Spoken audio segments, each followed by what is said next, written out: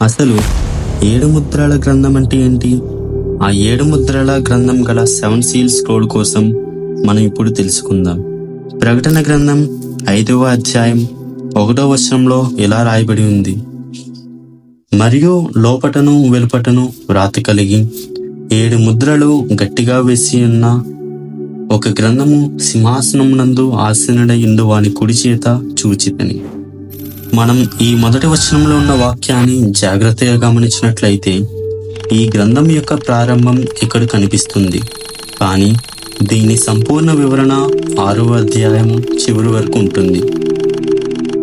ఈ మొదటి వచనంలో ఉన్న వాక్యాన్ని మనం బాగా పరిశీలన చేస్తే ఆ గ్రంథము లోపటను వెలుపటను వ్రాత కలిగి 7 ముద్రలతో గట్టిగా సీలు వేయబడి ఉంది. ముద్ర అనేది అధికారమునకు సూచన. ఈ అధికారము 7 విభాగాలుగా విభాగించబడింది.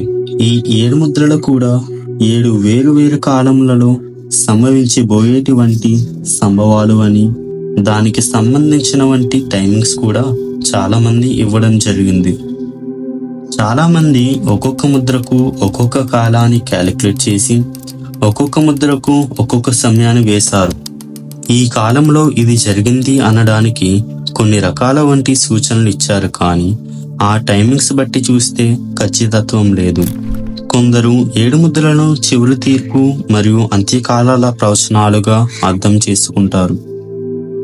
ప్రతి ముద్ర నిర్దిష్ట సంఘటన లేదా తీర్పును సూచిస్తుంది. మనం ఈ 7 ముద్రలు కలిగిన స్క్రోల్ను చూసినట్లయితే భూమిపై జరిగే తీర్పులను తెలియజేస్తాయి. ప్రతి ముద్ర కూడా అంత్యదినములను అంత్యకాలాలను ఒక విధమైన కోణాన్ని తెలియపరుస్తుంది. ప్రతి ఒక్క ముద్ర దేవుని రాకడను తెలియజేస్తుంది. యోహాను గారు తాను చూసిన దర్శనములో ఆ 7 ముద్రల గ్రంథం గట్టిగా ఎవరూ తీయలేని విధంగా అది సీలు వేయబడి ఉంది. ఆ గ్రంథం విప్పడానికి ఒక యోగ్యత ఉండాలి. ఆ గ్రంథం విప్పుటకైనను చూచుటకైనను యోగ్యుడెవడును కనబడనందున నేను బహుగా ఏడ్చుచుండగా ఆ పెద్దలలో ఒకడు, ఏడవకము, ఇదిగో దావీదుకు చిగురైన యూదా గోత్రపు సింహము 7 ముద్రలను తీసి ఆ గ్రంథమును విప్పుటకై జయము పొందినని నాతో చెప్పెను. ఈ వాక్యాన్ని మనం బాగా పరిశీలన చేస్తే ఆ ఏడుస్తున్న వ్యక్తి మరో ఎవరో కాదు, యోహాను గారే. అసలు యోహాను గారు ఏడవలసిన కారణమేముంది? ఆ గ్రంథం విప్పుటకైనను చూచుటకైనను యోగ్యమైన వాడు ఎవరునూ యోహాను గారికి కనబడలేదు. ఆయన ఎలా ఏడుస్తున్నారు? మామూలుగా కూడా కాదంట, బహుగా ఏడుస్తున్నారు. అప్పుడు పెద్దలలో ఒకడు, ఏడవకము, ఇదిగో దావీదుకు చిగురైన యూదా గోత్రపు సింహము 7 ముద్రలను తీసి ఆ గ్రంథమును విప్పుటకై జయము పొందెనని నాతో చెప్పెను. నాతో అంటే ఎవరికి? యోహాను గారికే. ఎవరు చెప్పుచున్నారు? 24 పెద్దలలో ఒకడు. ఈ స్క్రోల్ను విప్పడానికి అధికారము ఎవరికి ఇవ్వబడింది?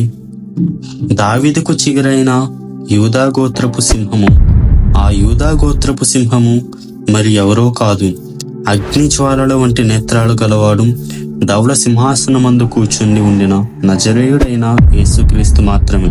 ఈ అధికారము ఒక యేసుక్రీస్తుకు తప్పించి మరి ఎవరికి ఇవ్వబడలేదు, ఇవ్వబడదు కూడా. ఎందుకంటే ఆయన మరణమును జయించి మరణపు ముళ్ళను విరిచిన నృత్యం చేయడు గనుక. ఇప్పుడు జరుగుతున్న సూచనలు అన్నీ కూడా దేవుని ప్రవచనాల ప్రకారంగానే జరుగుతున్నాయి.